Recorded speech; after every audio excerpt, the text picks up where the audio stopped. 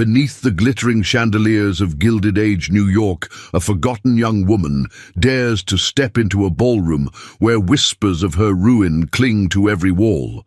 Her hand has been rejected by all, until the city's most feared magnate fixes his gaze upon her, igniting a scandal that will shatter pride, awaken forbidden desire, and test the very limits of love and survival.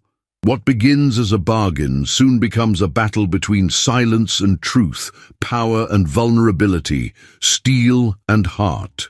Welcome, dear listener. Tell me, from where in the world are you joining us tonight?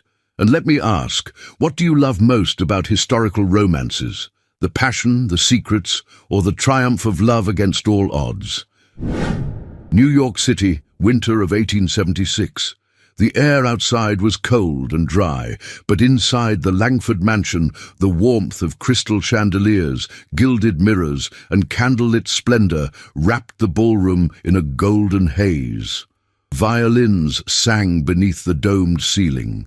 Laughter danced across marble floors, and yet, for one young woman standing near the edge of it all, the night shimmered with the ache of invisibility. Julia Whitfield stood still beneath a towering palm frond placed in a gilded urn, her gloved hands clasped tightly at her waist.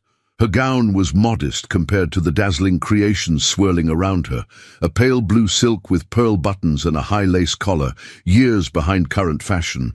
The sleeves hugged her arms modestly, ending in cuffs of delicate white tulle. Her mother had altered it with care, but no amount of stitching could disguise the fact that the Whitfields no longer belonged to this world.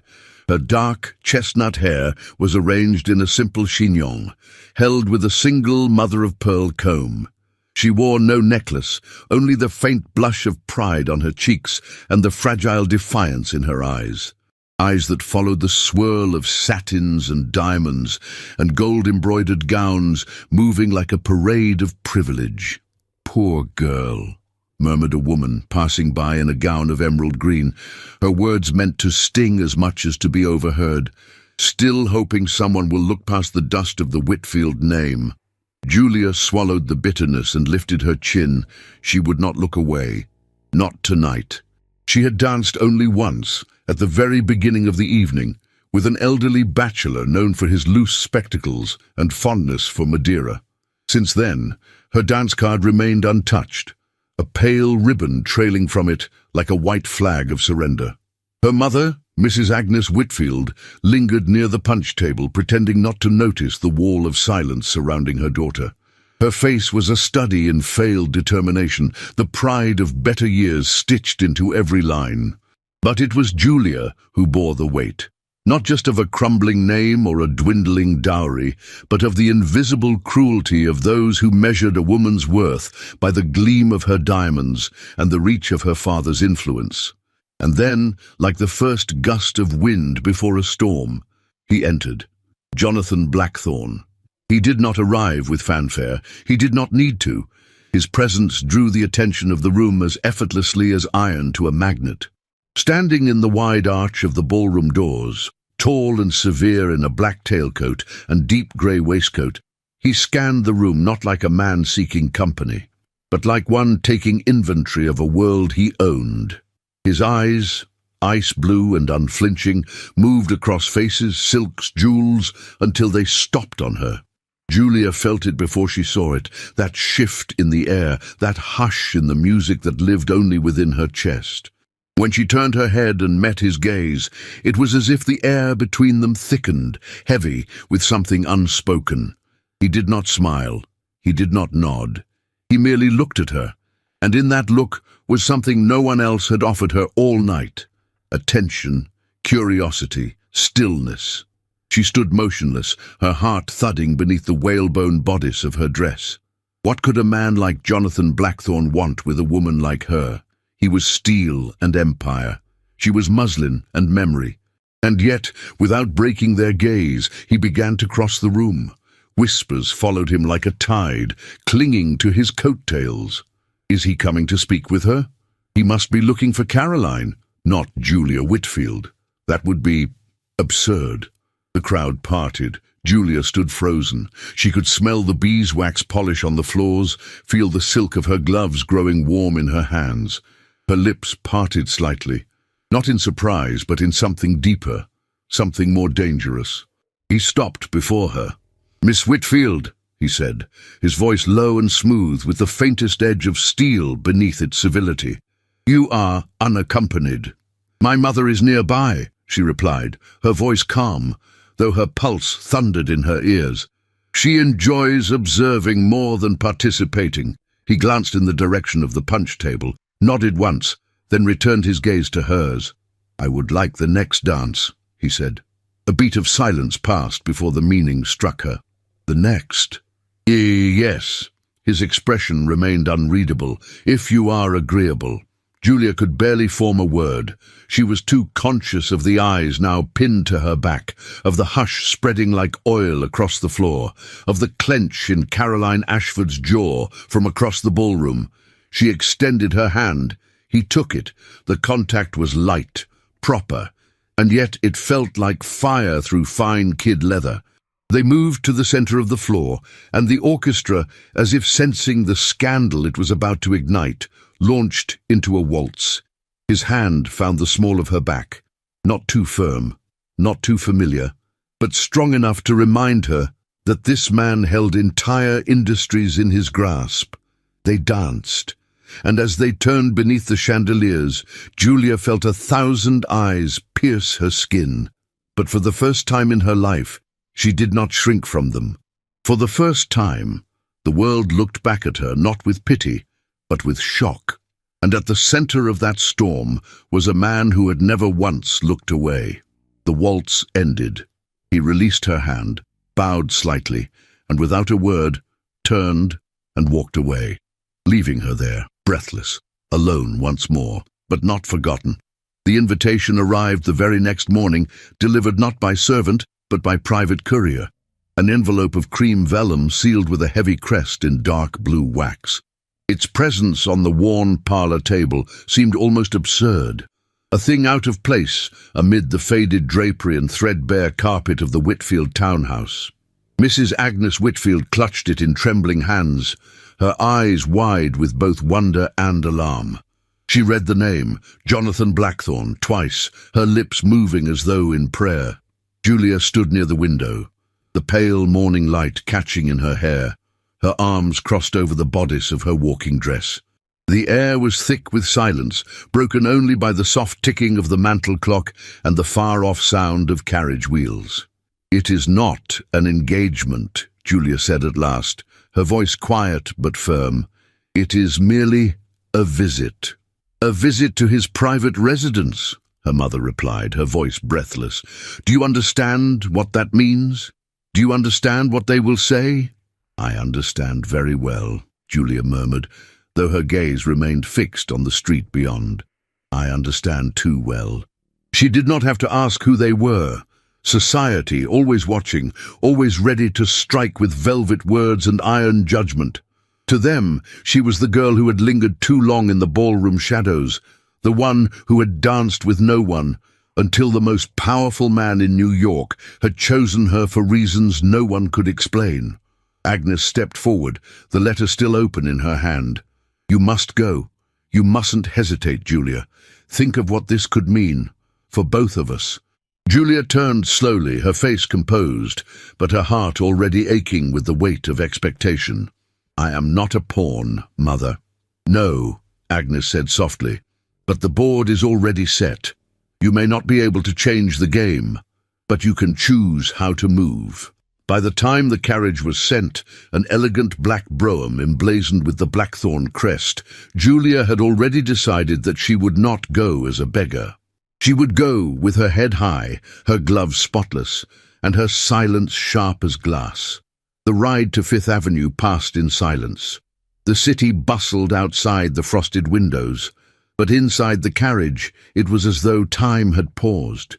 Julia's heart beat with a rhythm too steady for what she felt. It was not fear. It was something quieter, heavier. When the carriage slowed before the Blackthorne residence, Julia drew in her breath. It was not merely a house. It was a palace of stone and steel, 4 stories tall, crowned with wrought iron balconies and sweeping arches. Wide marble steps rose to a grand entrance, flanked by Corinthian columns, their capitals carved with lions and laurels. Frost clung to the edges of the ornate glass panes, and 2 liveried footmen stood rigid at the doors, like statues guarding a treasure. As Julia stepped down, she was enveloped in a strange stillness. There were no curious passers-by, no watchful eyes. Only the wind, whispering against her cloak, and the quiet dread that she was crossing a threshold she might never return from. Inside, the house was warmth and shadow and golden light. A butler in a starched white cravat received her without flourish, leading her across a mosaic-tiled vestibule into the heart of the mansion. The air was scented with beeswax, leather, and a faint trace of sandalwood. The silence was not oppressive. It was sacred, as if the walls themselves had been sworn to secrecy. Julia was taken to a drawing room, unlike any she had ever seen. The ceiling stretched impossibly high, adorned with painted frescoes of myth and marble. A crystal chandelier hung above a Persian carpet so intricate it seemed to shimmer. Velvet drapes in deep garnet-framed tall windows, and everywhere, on mantels, consoles, and polished tables, rested gilded clocks, porcelain figurines, and books bound in calfskin. And yet, it felt curiously cold, as though all its splendor had never known laughter. She had only a moment to collect her breath before he entered. Jonathan Blackthorne stood at the threshold, his silhouette striking beneath the heavy carved lintel. He wore a dark morning coat over a dove-grey waistcoat, a simple cravat tied with elegant precision. He looked every inch the man whose name commanded steel and fortune, whose eyes could freeze a room into silence. And yet, Julia saw it again, that same quiet solitude she had glimpsed in the ballroom. "Miss Whitfield," he said, his voice as steady as the ticking clock behind her. "Thank you for accepting my invitation." She inclined her head with measured grace. It was unexpected. He motioned to a settee near the hearth. "Would you sit?" "I will stand," she replied, her voice soft but unwavering. "For now." He studied her a moment, then stepped further into the room. He did not approach quickly, but with a deliberateness that matched the rhythm of the room itself. "You must be wondering why you are here." Julia lifted her chin. "Society wonders many things. I have no interest in their conclusions. But yours, Mr. Blackthorne, those do interest me." A flicker, perhaps amusement, perhaps admiration, touched his features before vanishing. "I observed you the other night," he said, moving toward the fire. "You stood in silence while others paraded their wealth and wit. You endured humiliation without flinching, and when offered a dance by a man with a questionable reputation," he looked at her now, fully, "you accepted with poise." She said nothing. "I admire that." "And what is it exactly you admire, Mr. Blackthorne?" she asked, her tone careful, measured. "My composure, my silence, or the fact that no one else did?" For a brief moment, something raw passed through his eyes. It was not anger, it was recognition. "You are not like the others." "No," Julia said quietly. "I never had the luxury." The silence stretched between them, filled with things unspoken. He looked toward the hearth, as if the flames might offer answers. "I invited you here because I value clarity. In business, in character. I don't believe in wasting time with charades." "And yet," she replied, "this house is full of masks." That caught him. His gaze returned to hers, sharper now, more curious than before. "You see more than you allow others to notice. I've had a great deal of practice." He moved to the sideboard and poured a single glass of port, then offered it to her. Julia took it, but did not drink. "I did not come here for games, Mr. Blackthorne. I don't play games, Miss Whitfield." She met his gaze fully now, In the flicker of firelight, she saw it again, that terrible aching distance behind his eyes. A man surrounded by finery, yet untouched by warmth, and she wondered, not for the last time, what kind of wound could build such a fortress around a man's soul. He spoke again, more softly this time. "If you are uncomfortable, you may leave." Julia stepped closer, not enough to invade, but enough to be felt. "If I were frightened, I would not have come at all." Their eyes locked, and in that breathless space between them, something passed, a flicker of understanding, a question neither dared to ask. The butler returned to announce that the carriage had been prepared. Jonathan offered no protest. Julia placed the glass back on the tray untouched. As she reached the threshold, he spoke her name. "Miss Whitfield." She turned. He did not move. "Would you return?" Her heart beat once, sharp and full. "I don't yet know," she said. And then she was gone, her steps echoing through a mansion that had known too much silence for too many years. The snow had melted into soiled slush along Fifth Avenue, but inside the drawing rooms of Manhattan's elite, the chill had only just begun to settle, carried not by weather, but by the far more dangerous frost of scandal.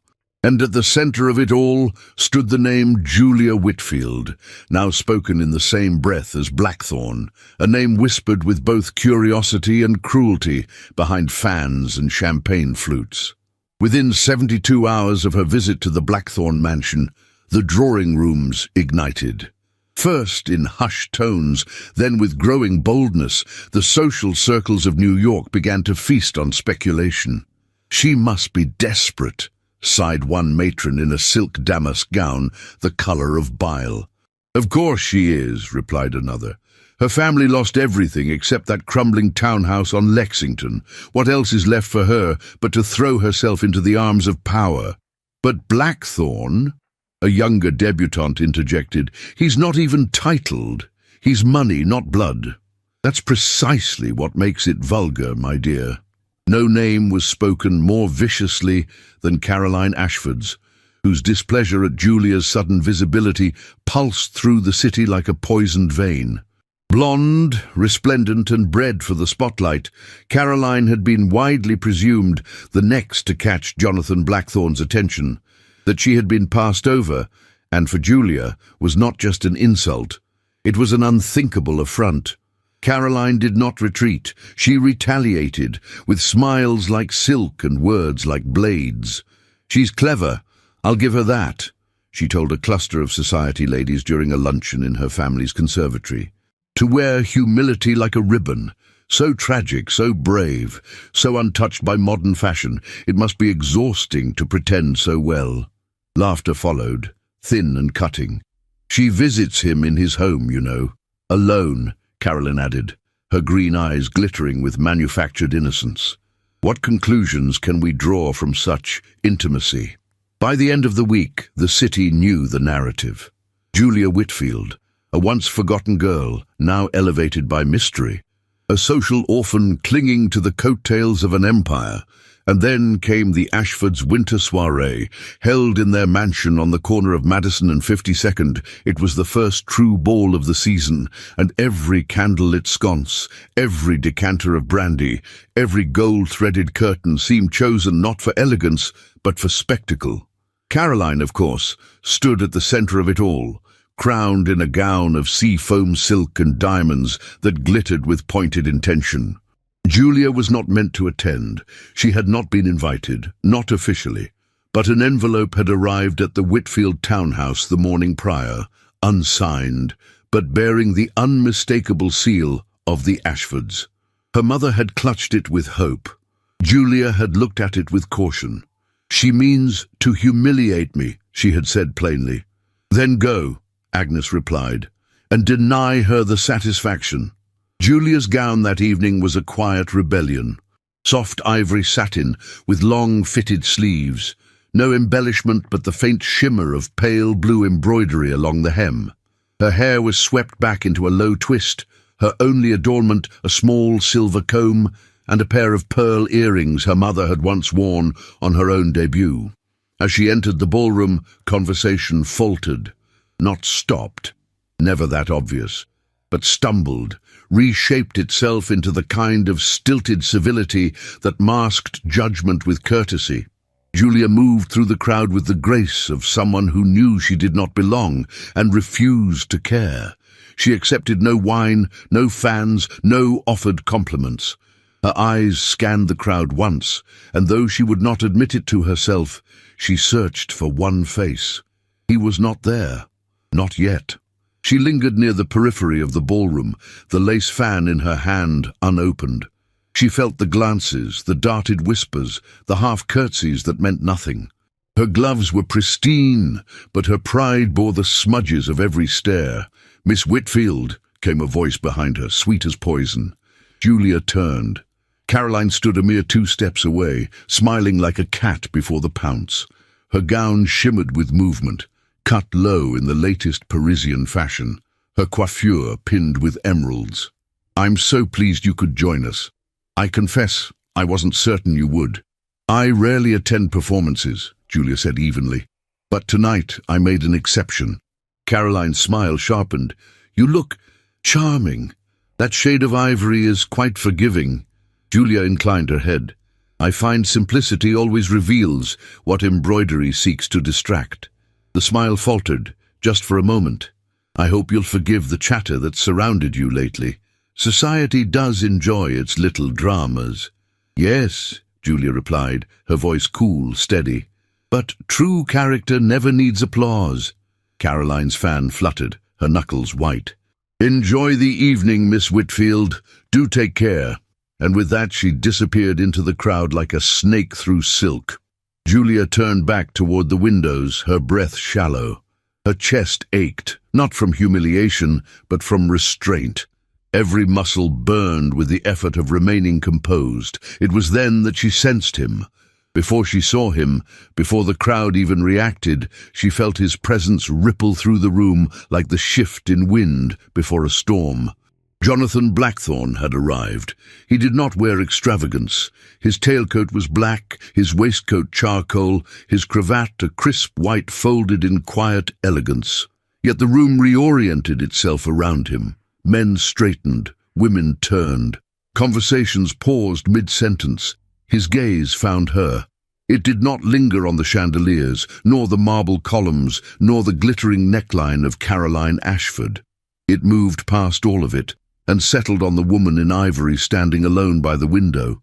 He did not smile, but he did walk toward her, not fast, not theatrical, but deliberately, with the gravity of a man who did not need to raise his voice to command a world. Julia turned slightly, her breath caught. When he reached her, he did not bow. He merely said, in a voice low enough for her alone, "Miss Whitfield." "Mr. Blackthorne," she replied, her tone like silk wrapped over steel. "I had not expected to see you here. Nor I you. Do you wish to leave?" Julia paused. The question was not born of rescue. It was something else. A test, perhaps, an acknowledgement. "No," she said. "Let them look." He studied her face then, not with lust, not with amusement, but with something rarer. Respect. He did not take her hand. He did not ask her to dance. He only stood beside her for a moment, allowing the silence to speak louder than any waltz. The whispers grew around them, thick and anxious. Julia felt them brush against her skin like cold fingers. But for the first time she did not flinch. She had walked through fire, and he, beside her, had not stepped away. That night she did not dance. She did not smile. She simply stood, a silent flame amid the glittering frost, and though Jonathan said little, though his hand never touched hers, his presence was enough. It was a promise yet unspoken, a shield made of shadows. And Caroline Ashford, watching from across the room, understood one terrible truth. Julia Whitfield had not been lifted by pity. She had been seen, and she would not fall quietly. The air in New York that morning was grey with frost and heavy with a silence that seemed to press against the windows of the Whitfield townhouse. Inside, a single fire crackled in the hearth of the parlour, casting restless shadows on the worn damask wallpaper and the fading portraits of ancestors who had long since vanished into obscurity. Julia stood at the window, her gloved fingers resting lightly against the cold glass. Outside, the world moved on. Carriages clattered along the street, vendors called out their wares, and the smoke of industry curled like serpents above the rooftops. But within her, time had stilled. The letter in her hand was crisp, its seal already broken, the words etched into her memory like iron into stone. Jonathan Blackthorne had summoned her, not to a ballroom, nor to a promenade, but to his study, in private. Today. Her mother hovered nearby, pretending to mend a lace cuff that had long since frayed beyond saving. "You must go," Agnes said, not looking up. "If he wishes to speak privately, it means something has shifted. He would not risk the appearance of impropriety otherwise." Julia turned, her voice quiet but steady. "You speak as though this were a chess match." "It is a chess match," her mother replied. "And you, my dear, are no longer a pawn. That frightens them. It should not frighten you." Julia said nothing. Her heart beat with a strange rhythm, half dread, half defiance. She had survived gossip, endured silence, and held her ground beneath the weight of society's ridicule. But this was different. This would not be a dance or a whisper. This would be a decision. The carriage sent by Blackthorne arrived precisely at 11. Sleek, black, and polished to a mirror's sheen, it bore no crest this time. Discretion had replaced grandeur. A single footman opened the door for her and bowed without a word. She was dressed in a navy blue walking gown with velvet trim and a fur-lined mantle draped across her shoulders. Her hair, pinned in a modest twist, gleamed with restraint rather than ornament. There were no pearls, no perfume, only silence and a heart unwilling to be conquered. When she stepped into the mansion once more, she did not pause to admire its splendor. She had seen it, she had breathed its wealth. She would not be dazzled by it again. The butler, ever silent, led her through a different corridor this time, past the grand parlor, through a smaller hallway lined with oil portraits and sconces of dull gold, until they reached a heavy oak door at the end. He knocked once. "Enter," came the voice from within. The door opened, and Julia stepped into the heart of the Blackthorne empire. The study was unlike the rest of the house. Its walls were panelled in deep mahogany, its shelves lined with thick volumes in leather and gold leaf. There were no mirrors, no chandeliers, only a large desk, a single fire burning in the hearth, and a man standing beside the window with his hands behind his back. Jonathan did not turn immediately. His profile was etched in shadow, his posture still and unreadable. "Thank you for coming," he said after a moment. "I assumed it was not a request," she replied, closing the door behind her. He turned then, slowly, and met her gaze. His eyes were clear, his expression unreadable. "I will not waste your time, Miss Whitfield," he said, "nor mine. I would expect nothing less." He motioned to the chair opposite his desk. "Please." She remained standing. "No, thank you." Jonathan studied her for a moment, then walked around the desk and took his seat.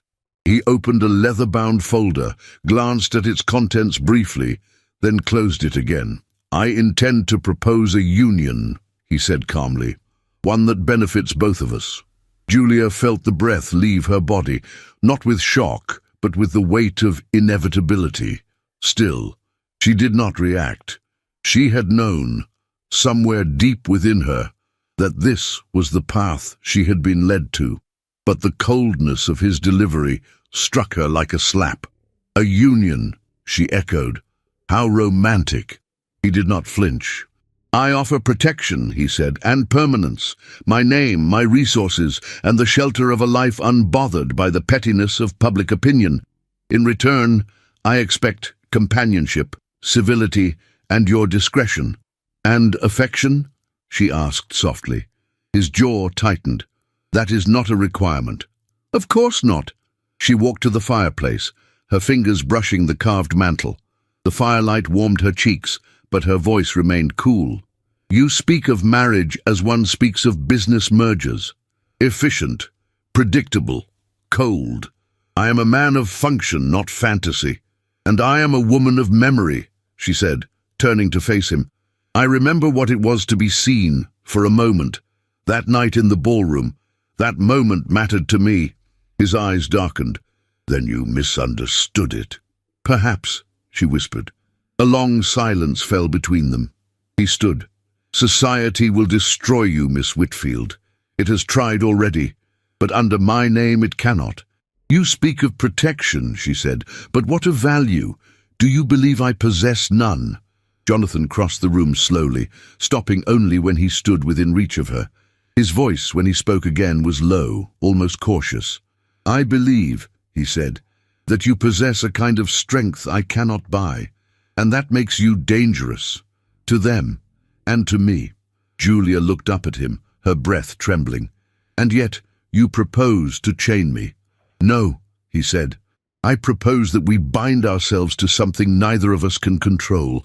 Let the world believe what it will, but between us, clarity." "Clarity," she repeated, "without affection, without tenderness, without illusions." She turned her gaze away, blinking back the sting behind her eyes. "I need time." "You have until tomorrow." The next morning, the Whitfield residence awoke to a front-page headline in the New York Gazette. Industrialist Jonathan Blackthorne announces engagement to socialite Julia Whitfield. By noon, it had reached every salon, every tea room, every whispering tongue in Manhattan. Some claimed it was a fabrication.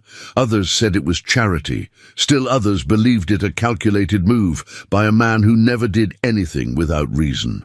Julia said nothing. She sat at her writing desk that afternoon, the engagement notice spread before her, her name inked in bold script beside his. She traced the edge of the paper with a gloved finger, and when her mother entered the room, smiling through tears and dreams, Julia stood slowly. "I have accepted," she said. Her voice did not shake. It did not need to.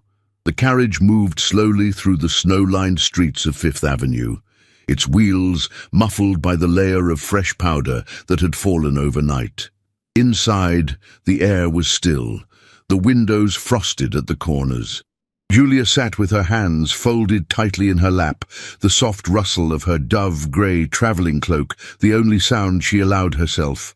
Her gloves were new, trimmed in velvet, and her bonnet had been selected carefully, not too modest, not too proud, just enough to suggest that she was not there to conquer the house she was about to enter, but neither to beg for space within it.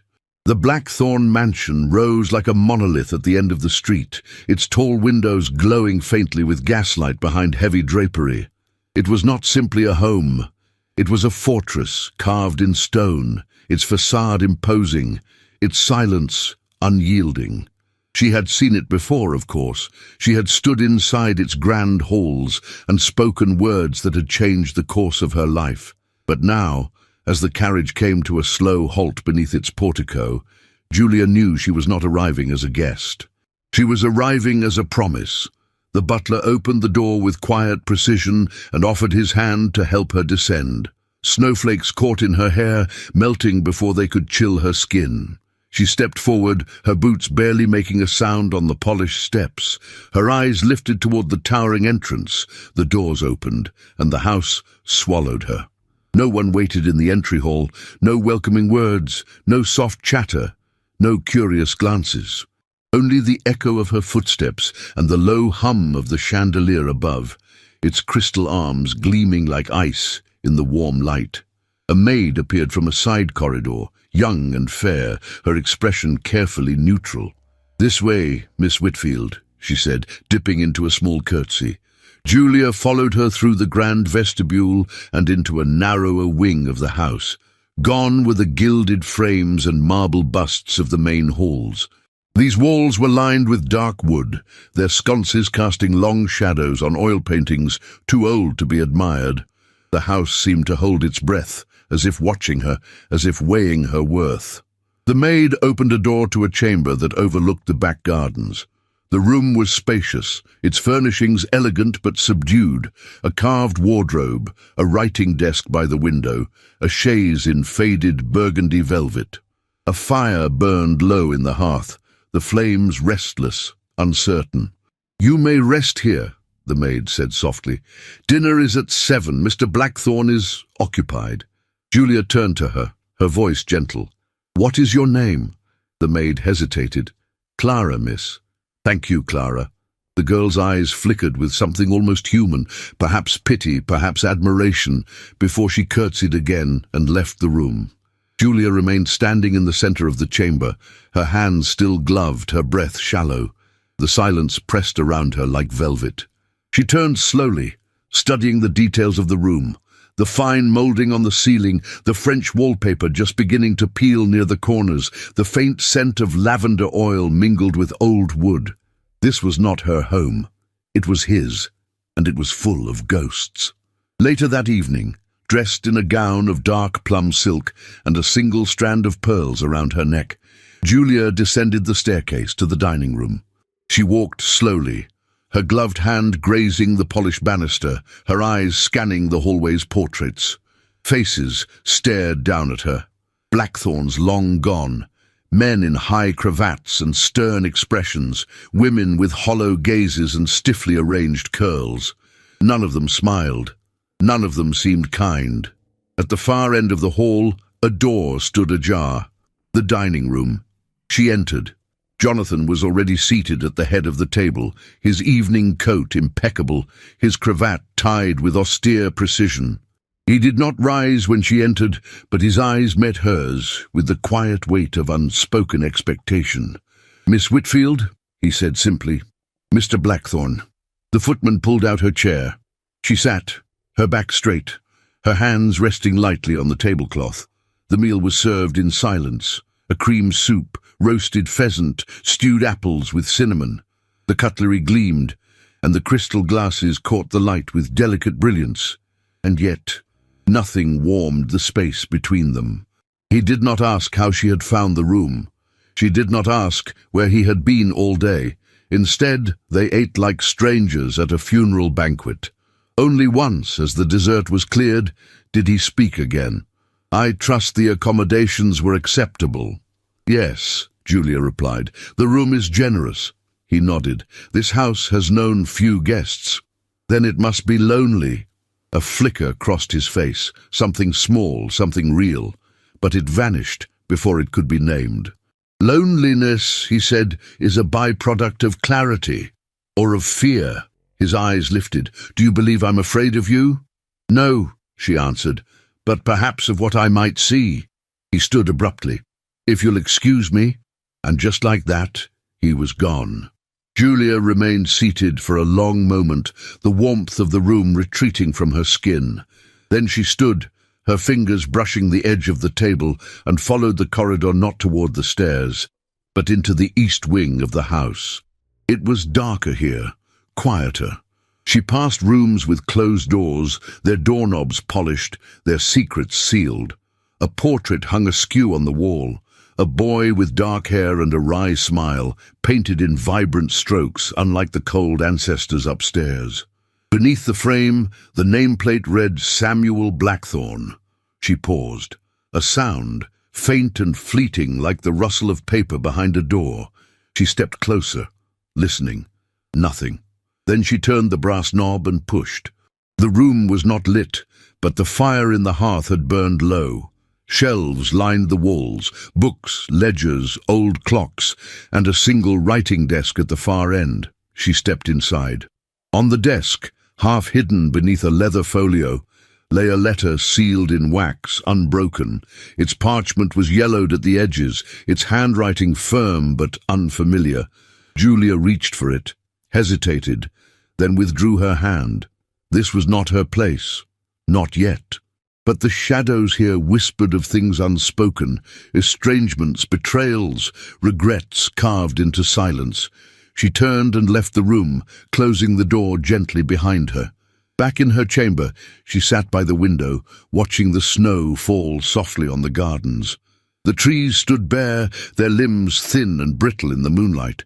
Somewhere in the house, a clock chimed 9.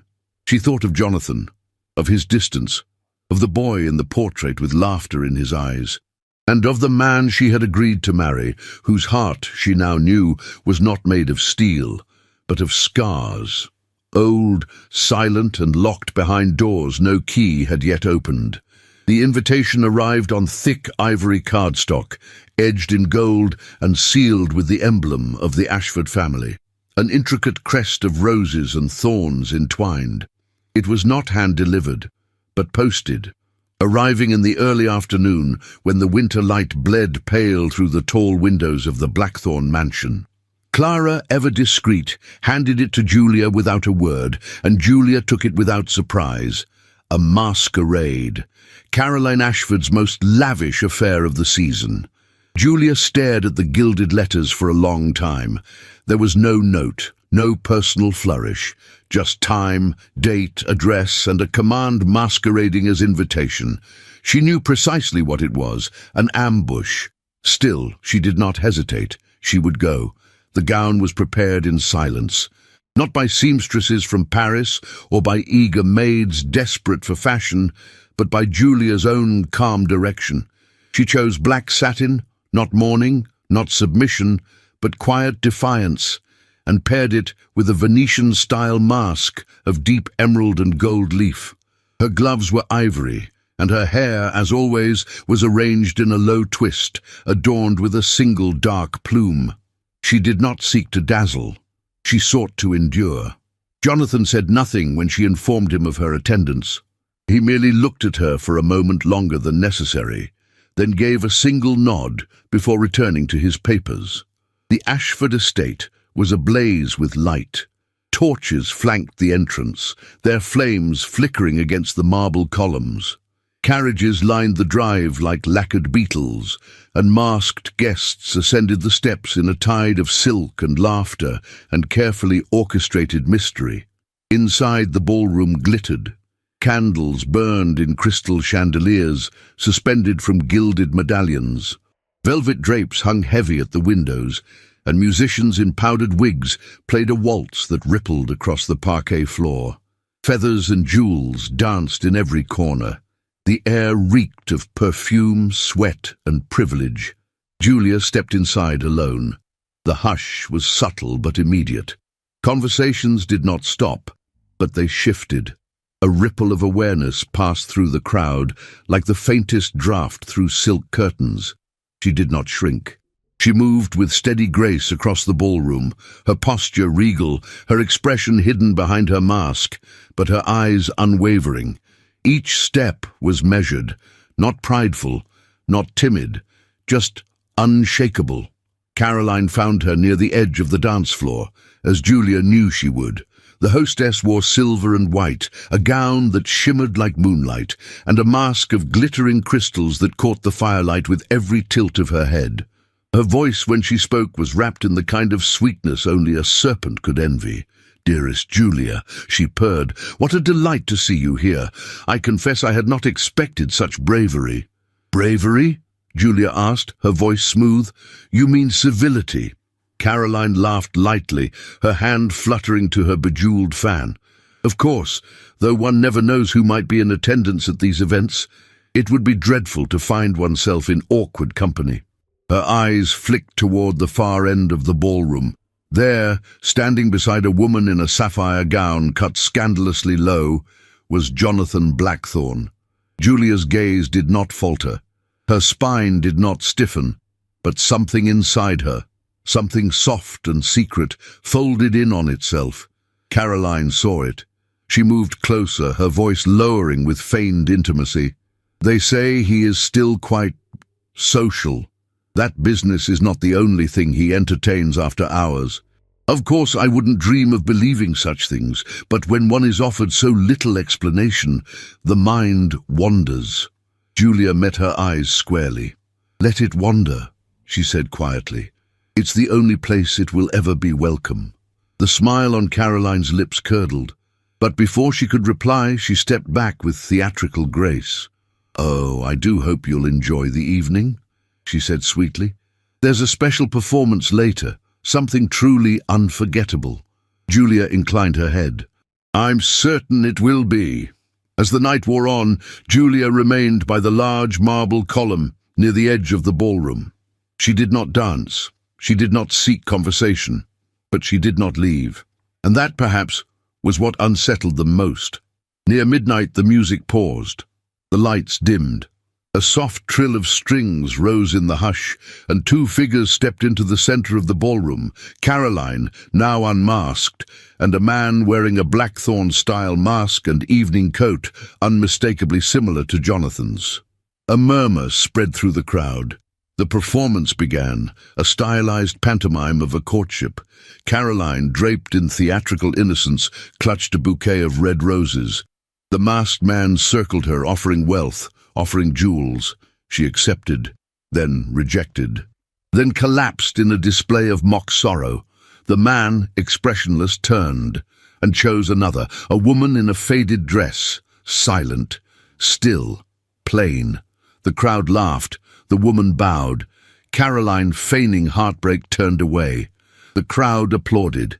Julia did not move. She stood there as the laughter grew, as the dancers resumed, as glasses clinked and whispers fluttered, and then, without ceremony, she stepped forward. She crossed the floor with the same calm precision she had entered with. She stopped before Caroline, who stood triumphant in the center of the crowd. Their eyes met. Julia did not raise her voice. She did not weep. She simply said, her voice low and clear, "Thank you for reminding them that theater is best left to those who can pretend." And then she turned, graceful, unshaken. Behind her the silence spread like a stain. Some turned their eyes, some stared, but a few, a very few, watched her with something more than surprise, respect. Near the tall arched doors, Jonathan waited. He had watched the entire performance from the shadows. His face betrayed nothing, but his hands were clenched behind his back, his jaw tight. When she passed him, their eyes locked. She did not stop, but in that gaze, for the briefest moment, he saw not just the woman society had mocked, but the woman who had refused to break. And it terrified him, because he knew now she was no longer someone he had chosen. She was someone who had chosen to endure without him, in spite of him, and that, more than anything, made her dangerous. The days that followed the masquerade passed in a strange hush. Winter deepened, laying its white veil across the city, muffling the sound of hooves and carriage wheels, softening the angles of rooftops and iron railings. In the Blackthorn mansion, the frost pressed against the windows like fingers of glass, and the hearths burned constantly, casting long, flickering shadows across floors of polished walnut and velvet-covered walls. But no fire could warm the emptiness of the east wing. Jonathan Blackthorn had not left his study in 2 days. The household moved cautiously. Servants spoke in hushed tones. The butler, normally composed and unreadable, had lines of worry deepening around his mouth. Meals left outside Jonathan's door were returned untouched. Papers piled in the outer office. The doors remained closed. Julia noticed everything. She did not ask. She did not intrude. But each morning she walked past the study, pausing briefly to listen. The silence inside was not that of work or solitude. It was heavier. She could feel it in her chest, a dense quiet that pressed against the heart like a stone. On the third morning, Clara met her at the foot of the stairs, her expression pale. "He has a fever, miss," she whispered. "The doctor was sent for at dawn. He hasn't slept, not truly. He refused broth. There are concerns." Julia did not hesitate. She climbed the staircase slowly, each step echoing with the weight of choices not yet made. At the end of the corridor, the door to the study stood slightly ajar. She pushed it open. The room was dim, the curtains drawn. Papers lay scattered across the desk and floor, as though tossed in frustration. The air smelled of ink, ash, and exhaustion. Jonathan sat slumped in a leather armchair by the hearth, his coat wrinkled, his cravat loosened. One hand rested against his temple, the other dangling a crystal tumbler, long emptied of whatever brandy it had once held. His skin, normally bronze with winter's bite, had gone pale. His eyes, when they opened, were glazed. "Miss Whitfield," he murmured, though he did not rise. "Don't speak," she said softly. "You need rest." I need quiet. You need care. She stepped forward and took the glass from his hand without asking. He did not resist. She placed it on the mantel, then turned back to him, studying the lines of wear beneath his eyes, the way his jaw tensed with pain even in stillness. He looked up at her, unfocused. I have too much to do. You will do none of it, she replied, her voice steady, until you stop trying to command your own body like it's another empire. He closed his eyes. The silence stretched between them. She moved quietly to the door, called for Clara, and gave precise instructions. Hot water, cloths, a new fire, a clean shirt, broth, and lemon water. The staff obeyed without question. That night, she sat beside him. She did not leave when the doctor came and muttered about exhaustion, about inflammation, about the need for sleep and stillness. She did not leave when the night deepened and the lamps dimmed. She remained at his side, a silent sentinel in satin and shadow. He did not speak for hours. Only when the fire had burned low and the clock struck 2 did his voice stir the silence. They all wanted something, he said hoarsely. Every single one of them. Julia looked at him. His head rested against the back of the chair, his gaze fixed on the ceiling. My mother wanted devotion. My father wanted loyalty. The investors wanted risk. The board wanted obedience. And Samuel, his voice broke slightly, she was never his to take. Julia did not speak. Her hands remained folded in her lap. Jonathan exhaled, long and bitter. He betrayed me for a woman who would have married either of us. She didn't care. I did. A beat passed. He turned his head slowly toward her. And that is the last time I ever believed in anything soft. Softness is not weakness, she said gently. It led me to ruin. It led you to truth. His eyes closed again. I don't want your pity. You don't have it. That startled him. He looked at her fully now, the weight of his stare anchoring her to the moment. Then what do you feel? Julia inhaled slowly, her heart beating painfully beneath the bodice of her dressing gown. I feel that strength built on bitterness eventually turns to ash, and that no empire, no matter how vast, can warm a man who closes every door. He sat up slightly, wincing. You think me cold. I think you afraid. He stared at her. Long, deep. Then, so quietly it nearly went unheard, he said, And you? What do you fear, Julia Whitfield? She stood, her movements graceful, quiet. She crossed the room to the desk and began tidying the scattered papers without responding. Only after a moment did she say, her back still turned, I fear becoming invisible again. He swallowed. And in that simple confession, something shifted between them, not like lightning, not like passion, like warmth, a flicker of something long buried. She returned to the chair beside him, laying a damp cloth across his brow. He did not stop her. Their hands touched, just briefly, as she adjusted the blanket, skin against skin. No words, only the smallest intake of breath from him. The fire snapped softly behind them, and for the first time in many nights, Jonathan Blackthorne slept. Julia remained, her gaze fixed on the dying embers. She did not know what tomorrow would bring. She did not dare ask more of him than he could give. But in that quiet room, surrounded by shadows and crackling warmth, she saw the first fracture in his armor. Not a break. Not yet, but a beginning. The chandeliers of the Blackthorne ballroom sparkled like frozen constellations suspended in air. Flames flickered inside 100 sconces, gilded mirrors multiplied the light, and footmen moved like shadows along the velvet-lined walls. Everything had been prepared with meticulous precision. Every table gleamed. Every crystal goblet sang with clarity. Every guest had arrived in silk and expectation. It was the first banquet hosted in the Blackthorne mansion since the announcement of Jonathan's engagement, and Julia knew, with each step she took through that house, that it was not a celebration. It was a trial. The grand table extended the length of the hall, set with gold-trimmed china and an ocean of silver cutlery. Tall arrangements of winter roses and white lilies punctuated the space, their scent thick and cloying.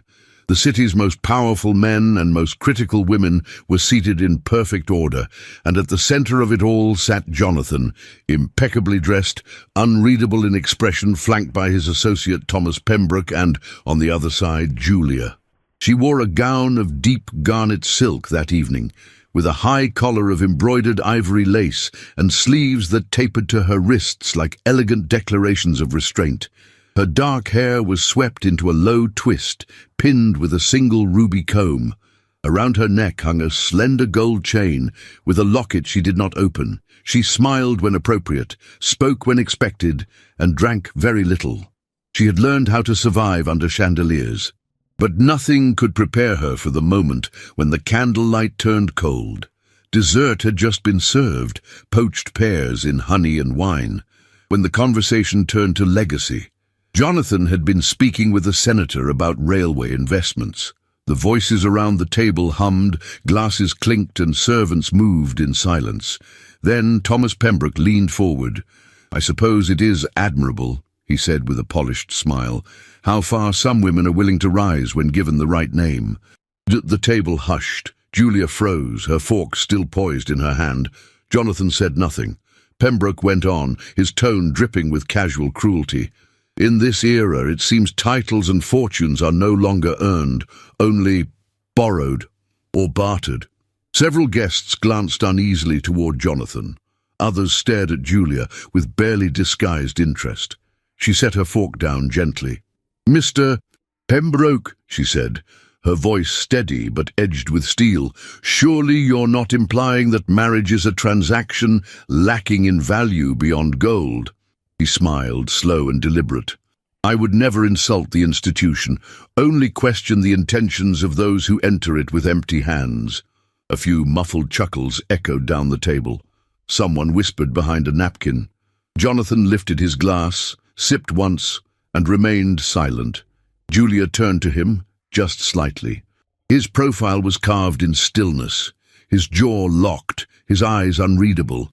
He said nothing, not a word, not to her, not to them. The silence rang louder than the insult. Julia's chest tightened, her throat burned, and her heart cracked with the clarity of a bell. She stood. The scrape of her chair echoed through the hall. "I believe," she said, her voice cool and calm, "that no woman enters a room like this expecting fairness. But she may still expect decency." Gasps fluttered like doves in a storm. Jonathan looked at her then, but she had already turned. She walked the length of the table with dignity, her head high, her eyes dry. She passed the guests, the musicians, the servants. She crossed the marble floor beneath the chandeliers, beneath the portrait of the late Blackthorn patriarch, and did not stop until she reached the main hall. Only then, alone in the silence, surrounded by gold and grandeur, did her breath catch. Only then did she break. Not with sobs, with a single tear sliding down her cheek like a confession. She did not wait for a carriage. She did not wait for permission. She simply gathered her skirts and descended the steps into the snow-covered night, leaving behind the firelight, the laughter, and the man who had not defended her. In the ballroom, the conversation faltered.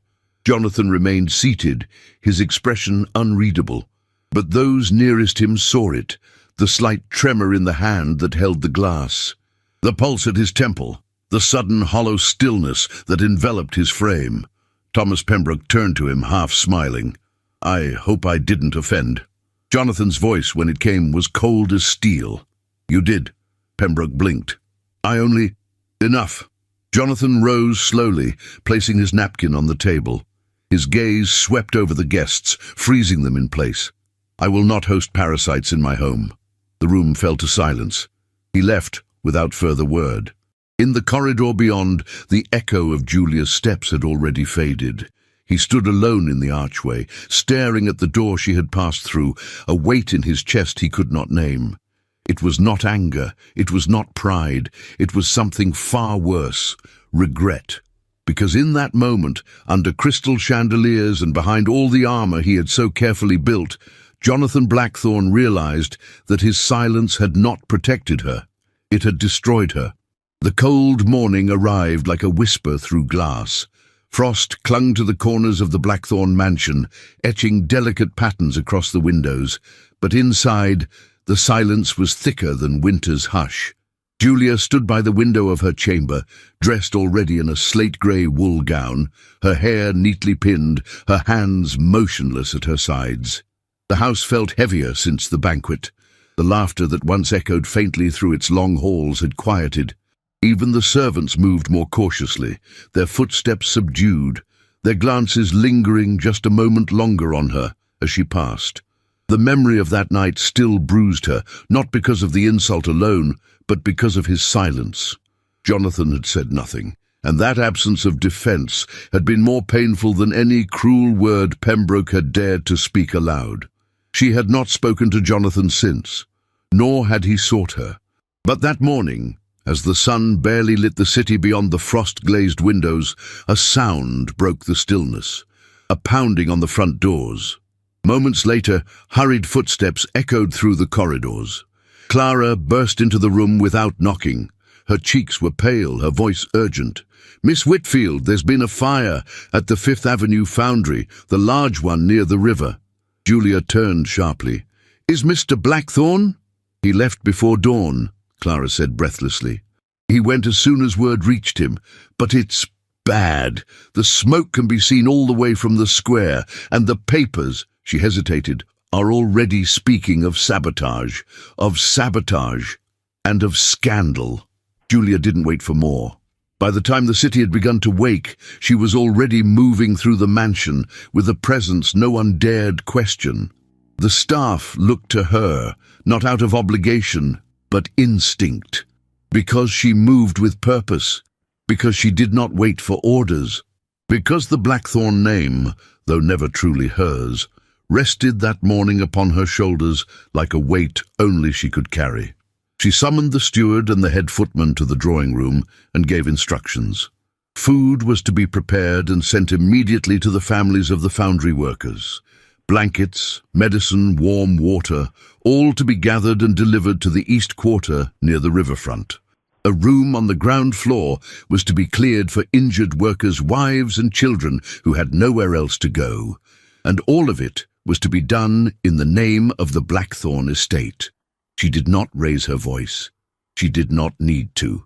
By mid-morning, the house was no longer a mausoleum of silence, but a vessel of action. The kitchen roared to life, linens were gathered, footmen loaded wagons, and the staff moved like the gears of a well-oiled machine. And at the center of it all stood Julia, calm, composed, giving direction with quiet authority. It was Clara who brought her the paper, a single broadsheet, freshly printed, its ink still damp. At the top, Blackthorne Legacy in flames beneath it, in smaller type, Lady Misfortune at his side. Julia stared at the page, the inked lines of her name wrapped in speculation, a reprint of Pembroke's insinuations. Whispers of instability, of bad luck, of whispered curses brought into the house by the wrong kind of woman. And worse, an anonymous quote. "Some say the fires began not in the foundry, but in the halls of his mansion." She said nothing. She folded the paper slowly, laid it down, and resumed her work. The house was her battlefield now, and she would not be defeated by rumors. That evening, the doors to the mansion opened again, and Jonathan returned. His overcoat was darkened with soot, his gloves stained. His face, normally composed and elegant, was drawn with fatigue, his hair disheveled, his expression unreadable. He entered the front hall and paused. The lamps had been lit, the floors freshly swept. The staff, though exhausted, moved with clear direction. The air smelled faintly of lemon oil and warm bread. And in the center of it all stood Julia, not waiting, not apologizing, just standing. As if the storm outside had made its home inside her, and she had faced it without blinking. Their eyes met. He did not speak. He stepped toward her, slowly, as if the distance between them were heavier than the air in the foundry. "I saw the papers," she said, voice low. He didn't answer. She took one breath. Then another. "I thought," she continued, "you might have denied the rumor, or defended me." His eyes softened barely. His mouth parted, but no words came. "I have no title," she said, quieter now, "no dowry, no lineage that grants me immunity from their malice. What I had was dignity, and I brought it into your house." She looked around, the walls bearing witness. "I've tried to carry your name with more grace than it was ever offered to me." He was silent, still, and yet something within him cracked. When he finally spoke, his voice was hoarse. "They say I built my empire from nothing," he murmured. "But it wasn't true. I built it from anger, from betrayal, from the ashes of trust." He paused. "I did not speak for you that night, not because you were unworthy, but because I've never known how to protect anything I did not own." A silence hung between them. He took another step toward her. "But you're not something to possess, Julia. You're something I could never deserve." She looked at him, really looked. And in that moment, she saw not the titan of industry, not the man who had stood by and let her be humiliated, but the boy he had once been, wounded, guarded, lost. And slowly she nodded. "Then earn me," she said. She turned away, ascending the stairs with grace, not fury. Her steps were light, controlled, but her eyes burned. Behind her, Jonathan remained in the hall, the firelight flickering across the marble floor, the scent of smoke still clinging to his coat. And for the first time in many years, he knew the difference between power and courage. He had seen both that day, and only one had worn his name with honor. The ballroom had never looked more opulent. Hundreds of candles flickered from the towering chandeliers, casting golden halos on the crowd below. Crystal glimmered on every surface. Strings played softly in the corner, and the scent of jasmine and brandy floated through the air like a whispered promise. The Blackthorn name had once again filled the room, not with scandal, not with tension, but with power. It was Jonathan's first public appearance since the fire, and it was a calculated one. The invitations had gone out in embossed envelopes trimmed in black and gold, stamped not with a hostess's crest, but with the industrialist's seal himself. It was not a seasonal fete, nor a business gathering. It was an evening of recognition, a term vague enough to stir both curiosity and speculation among New York's elite. They had come in droves. Julia stood near the edge of the ballroom, her gown a river of silver silk edged in delicate embroidery. Her hair, drawn back in a braided crown, shimmered beneath the light. She wore no diamonds, no heavy jewels, only a single red camellia at her shoulder. She did not speak much. She did not need to. Eyes followed her wherever she moved. Whispers clung to her train like perfume. "She came," murmured a woman near the stairs. "After everything," replied another, "she still came. Have you seen Caroline?" "No one's seen Caroline, but he is here, and he is watching her." From across the room, Jonathan stood near the grand fireplace, one hand wrapped around a glass of amber brandy, the other resting at his side. He was dressed in black, his waistcoat deep burgundy, his cravat tied with absolute precision. The bruises from the fire had faded, but there was a new weight in his shoulders, less guarded, more resolved. He watched Julia, not possessively, not protectively, but with awe, as though seeing her for the first time with the eyes of a man who finally understood what it meant to lose and what it meant to be loved despite it. The orchestra shifted its melody. A pause fell over the room. Then Jonathan stepped forward. He ascended the small platform at the far end of the ballroom, just beneath the portrait of his late father, and turned to face the crowd. A footman struck his cane lightly against the floor. The music ceased. Conversation froze. Jonathan's voice, when it came, was low, but it carried. "I've built my name on iron," he began, "and I've defended it with silence." A murmur. But silence, as some of you have seen, does not mean strength. And steel, despite its reputation, can crack under pressure. The room held its breath. There have been rumors, whispers, accusations thrown in drawing rooms and printed on paper. He glanced toward the Ashfords' corner. Caroline, pale, still, her lips pressed into a tight line. "And there have been those in this room," he continued, "who have fed those rumors, who have used their connections to undermine my family, my workers, and the woman who bears my name in spirit, if not yet in law." A gasp. Julia did not flinch. He turned fully toward the guests. "Thomas Pembroke," he said, and the name dropped like a stone, "was dismissed from my enterprise as of yesterday morning, for breach of contract, for misappropriation of funds, and for acting against my household in matters both personal and professional." Pembroke turned red, then white. The crowd stirred. Jonathan looked past him, straight at Julia. "There are many who believe power is taken. That reputation is built with profit. That dignity is a currency. But tonight I am here to tell you none of that is true." He walked down the steps. The crowd parted as he approached her. When he stopped before her, he did not bow. He did not speak immediately. He simply looked at her, the room falling into a hush so profound even the candles seemed to still. "When I first offered you my name," he said quietly, "it was a bargain, a shield, a transaction built on fear. But I was wrong." He took a breath. "You never needed my name, I needed yours, or what it stood for, because you, Julia Whitfield, you gave dignity back to a house that had lost it. You carried it with grace when I lacked the courage to do so. You defended my workers, my legacy, and me, when I would not defend you." Her lips parted, but she could not speak. "I don't love you out of obligation," he said, his voice breaking just enough for the truth to escape. "I love you because you've seen every hollow place in me and chose not to fill it but to stand beside it." A tear welled in her eye. She didn't blink it away. He reached into his coat and drew from it a small velvet box. "I have nothing left to offer you but myself. Not my wealth, not my empire, just my vow. And if you'll accept it, I'll spend the rest of my life trying to be worthy of your strength." He opened the box. Inside, a ring, simple, elegant. A single emerald, flanked by 2 narrow diamonds, not opulent, not showy, just sincere. Julia stepped forward.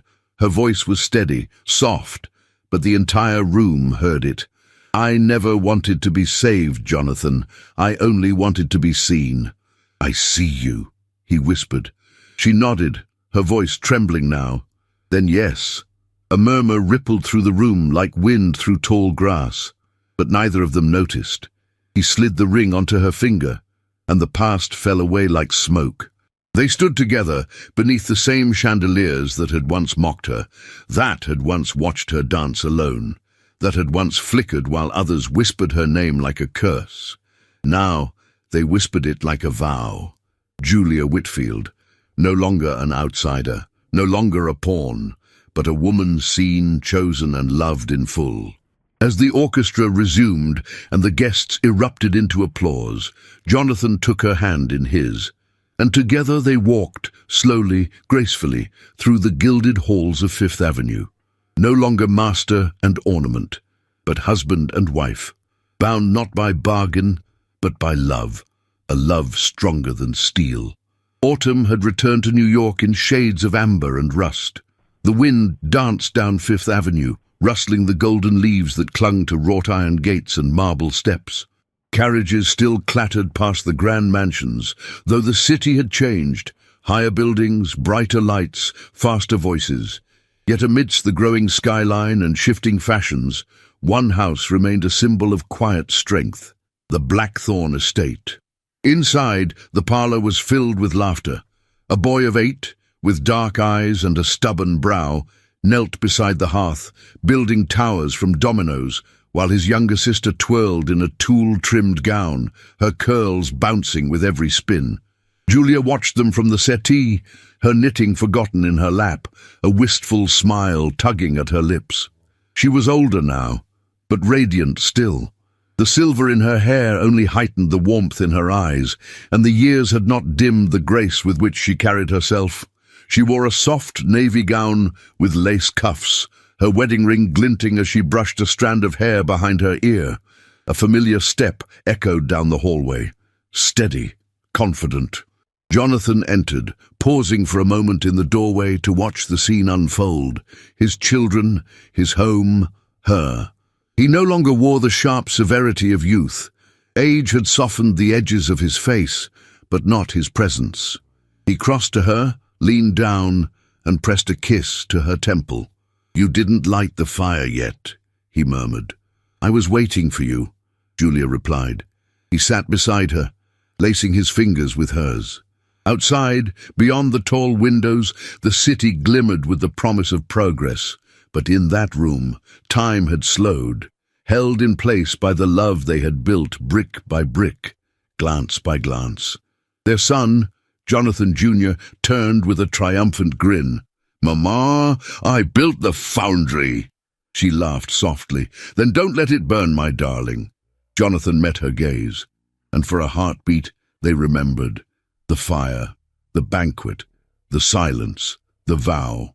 He brought her hand to his lips as if to say again what words no longer needed to carry. They had weathered years of scrutiny, at first polite, then admiring. Society had changed its tune with time, as it always did, bending toward fortune and power.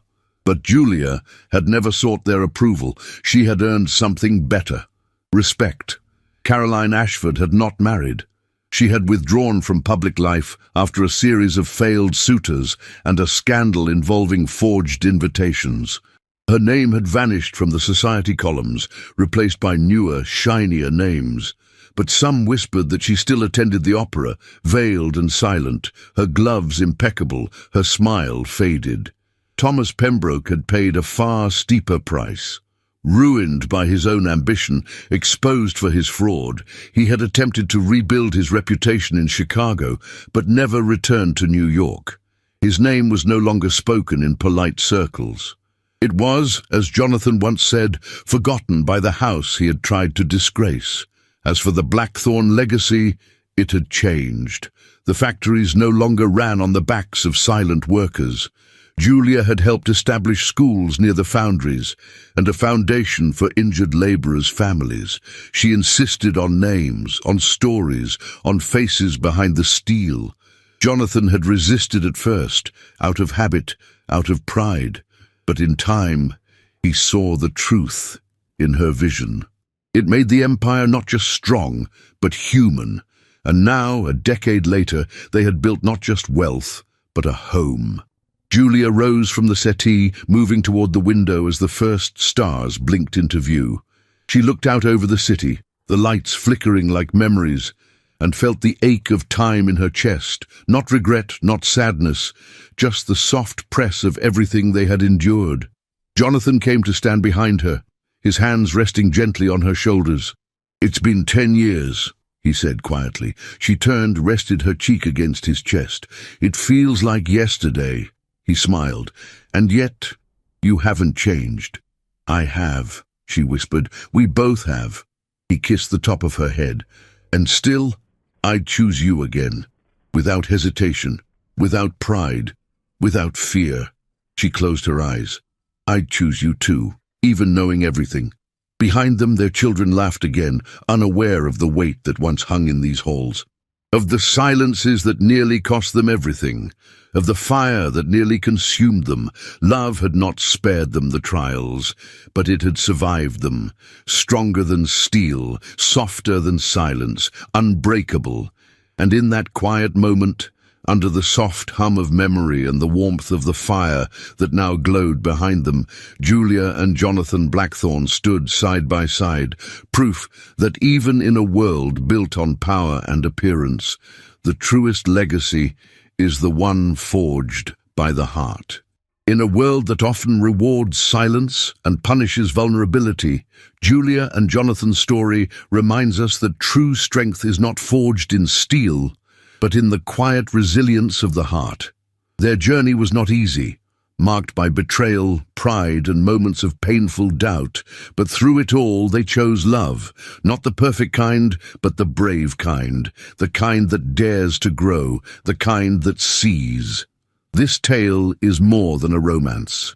It's a tribute to every woman who has been underestimated, Every man who had to unlearn the armor he thought made him strong, and every soul that chose dignity over noise.